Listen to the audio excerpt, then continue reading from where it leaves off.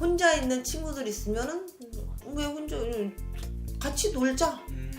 그렇게 이제 손잡고 와가지고 같이 놀 수 있을 만큼 그렇게 좀 마음이 좀 따뜻한 분들이 좀 많이 있어요. 예. 그리고 그러다 보니까 친구들도 많이 친구들을 사귀는 거엔 큰 아마 어려움은 없었을 거예요. 그리고 안녕하세요. 반갑습니다. 백화함의 수정보살입니다. 네. 오늘은 1969년생 우리 55세 닭띠가 지금까지 겪어온 인간관계에 대해서 이야기를 나눠볼 건데, 이분들 일단 초년에는 좀 어떤 인간관계 속에 좀 살아오신 분들이 좀 많을 것 같은지 말씀 부탁드리겠습니다. 친구들 관계에서는 이분들은 그냥 두리둥실 잘 지내셨을 거예요. 어렸을 때 보면은 좀 마음이 좀 여린 분들이 좀 많아요. 예, 독한 분들은 별로 못 봤어요. 이게 열이다 보니까 혼자 있는 친구들 있으면은 왜 혼자 같이 놀자. 그렇게 이제 손잡고 와가지고 같이 놀 수 있을 만큼 그렇게 좀 마음이 좀 따뜻한 분들이 좀 많이 있어요. 예. 그리고 그러다 보니까 친구들도 많이 친구들을 사귀는 거엔 큰 아마 어려움은 없었을 거예요. 그리고 뭐라고 해야 돼? 어릴 때 사귄 친구들이 끝까지 가는 분들도 꽤 있을 거예요. 그분들의 특징 중에 한 분이 이 기후생 분들이 어릴 때 사귄 친구는 지금까지 만나는 분들 뭐 꽤 있지 않나 싶어요. 물론 성향에 따라서 차이는 있기는 하지만 이분들이 좀 마음은 좀 따뜻하고 여리고 조금 측은지심을 좀 많이 좀 가지고 계신 분. 네, 그래서 주변의 친구들하고 잘 어울리는 분. 그 대신 또 샘도 많고. 네, 그런 거는 또 있어요. 성격에 따라 있겠진 하겠지만. 네. 이분들은 선생님 네. 좀 되게 좀 착하고 여리신 분들인 그런 느낌을 받았는데, 약간 좀 배려나 이런 것도 되게 좀 잘하시는 분들이겠네요. 배려심도 좋기는 한데요. 이게 이제 닭띠 분들이 말실수가 조금 많기는 해요. 예. 왜냐면 이 닭띠 분들 성향을 보면은 이 기후생 이분들의 성향을 보면은 일단 말이 먼저 앞서는 경우가 많아요. 예. 좀 생각을 좀 더 깊게 하시면 안 해도 될 그런 실수들이 먼저 말이 나오다 보니까 나도 모르게 상대방한테 상처를 줄 수 있는 그런 어떤 말들이 나올 수가 있을 거예요. 내 의도와는 다르게. 그렇죠. 이분들이 말씀드렸듯이 이렇게 모진 마음을 가지고 계신 분들은 크게는 없는데 내뱉는 게 그냥 툭 먼저 내뱉는 그 말투에서 상대방이 조금 상처를 좀 많이 받을 수가 있다. 좀 그런 부분 때문에 살아오면서 좀 오해도 구설, 있을 수가 있었죠. 그렇죠. 구설, 뭐 이런 시기 질투 이런 것도 좀 많이 받으셨겠네요. 아마 때에 따라서는 그런 걸 좀 받으실 수도 있었을 거예요. 그리고 좀 고집이 좀 센 경향이 있어요. 그렇다 보니까 내가 한 말들이 상대방이 상처된다. 이거를 빨리 캐치를 하시고 바꾸시면 좋기는 한데 어떻게 보면은 상대방이 상처를 받을 수 있다는 걸 알고 있지만 그런 것들을 나도 받아봤던 상처니까 너가 나한테 했으니까 너도 뭐 그런 것쯤은 이겨낼 수 있지 않을까라는 생각으로 하실 수도 있을 거예요. 근데 이게 말이 좀 와전될 수가 있어요. 그래서 이분들은 제가 나쁘게 말씀드리는 거는 아니지만 항상 그 말 속에 그 뼈가 있기 때문에 잘 먼저 한 번은 거르고 얘기를 하시다 보면 구설은 안 따라요. 근데 너무 직선적인 성격을 가지고 계시다 보니까 그냥 나오는 거죠. 이게 조금 거를 필요가 있다. 안 그러면 상대방하고에서 다툼이 생길 수가 있어요. 그건데 이 다툼에서도 또 이분들은 이제 맞불보다는 좀 잘 피해 가시는 분들도 계시긴 한데 그 달에 따라서 맞불 쳐가지고 오히려 독박 쓰는 분들도 꽤 계시단 말이에요. 그러니까 한 번 정도는 걸르시고 얘기를 하시다 보면 큰 어떤 구설이라든가 이런 것들은 따르지 않지 않을까. 특히 올해는 조금 더 조심하셔야 될 그런 해가 될 것 같아서 미리 이렇게 말씀드리는 거예요. 오케이. 네. 그럼 이분들은 선생님 이 부모와의 관계에서는 좀 어떻게 좀 지내보신 분들이 좀 많았을까요? 말씀드렸잖아요. 말과 행동이 조금 차이가 있어요. 마음은 너무 여리고 따뜻한데 이 왠지 모르게 나오는 말은 좀 매몰차게 나올 수가 있으니까. 그리고 뒤에 가서 후회하고 막 뒤에 그러시는 가서 분들. 그러다 보니까 부모님들에서도 너는 왜 말을 그런 식으로 하니? 이게 상처받는 말을 이렇게 하니? 이런 말도 아마 형제지간이나 주변 사람들한테서도 혹시 듣지 않으셨을까 싶은 생각은 들어요. 그런데 이분들이 참 말씀은 정말 똑똑한 분들, 그 두뇌가 명석한 분들이 꽤 많으시단 말이에요. 어떤 고객이나 아니면은 이제 내가 상대할 만한 그런 거래처 분들이나 이렇게 대화가 있었을 때 굉장히 말수라든가 아니면 이게 말씀을 참 잘 하시는 분들이 좀 많아요.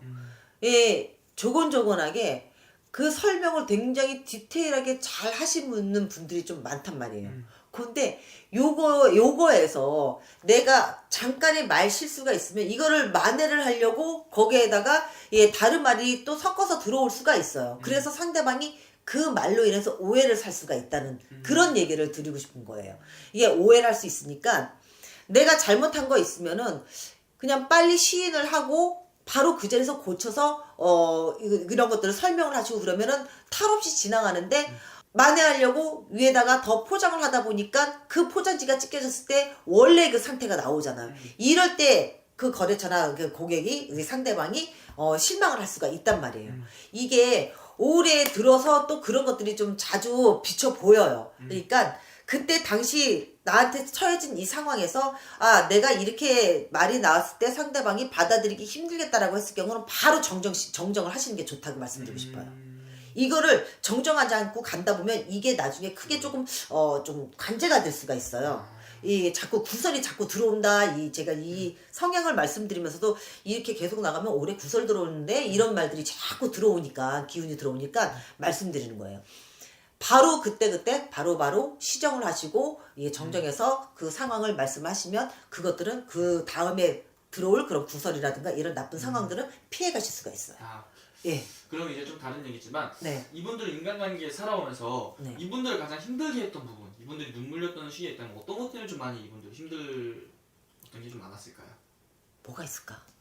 그냥 닭띠하면 일단은 워낙 풍파가 되게 심한 분들이 좀 많았다고 선생님 이전에 그치. 많이 얘기를 해주셨잖아요. 그러면은 인간관계에서도 당연히 풍파가 좀 심했을 거고, 아니면 뭐 배우자 이분이 선생님 예전에 일부러서 못하신 분들 많다고 말씀해주셨잖아요. 배우자 덕이 없으셔서 좀 이런 것 때문에 힘들었던 분들도 많았을 거고.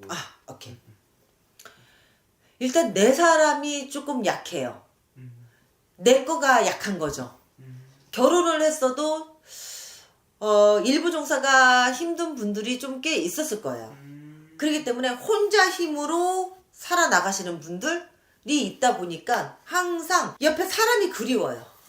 네. 옆에 사람이 그립고 나를 이해해주고 내 모든 상황을 같이 받쳐줄 수 있는 사람이 있으면 좋겠다라는 생각을 아마 많이 하셨을 거예요. 외롭거든요.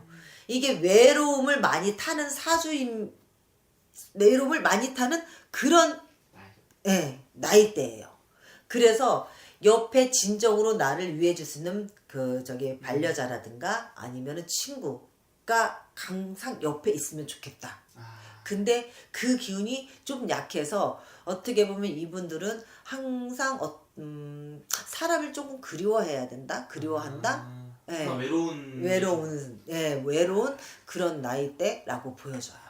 배우자가 있어도 좀 일찍이 좀 이혼을 하신 분들이 좀 많았던 건가요? 그러면? 그렇죠. 배우자가 있어도 외로운 거죠. 옆에 가족을 꾸리고 있어도 나를 전적으로 믿어주고 이해해주는 그런 배우자 기운이 조금 약해요.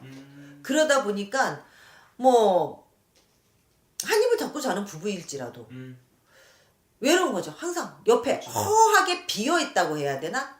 이게 꽉 차있는 듯한 느낌이 들어있는데 비어있는 그런 느낌을 받다 보니까 나도 모르게 그 옆에 사람이 있어도 항상 그 외로움은 가시지가 않는, 그리고 그런 기복이라든가 이런 풍파를 조금 많이 겪으신 그런 분들이 주변에 좀 꽤 많아요. 이 나이대에 있는 분들이. 그러다 보니까 사람을 좀 그리워하고 이제는 나이가 50대 중반 이렇게 접어들고 그러니까 더더욱 이제 같이 편안하게 노년을 맞이할 분들을 많이 조금 찾게 되시는 것 같더라고요.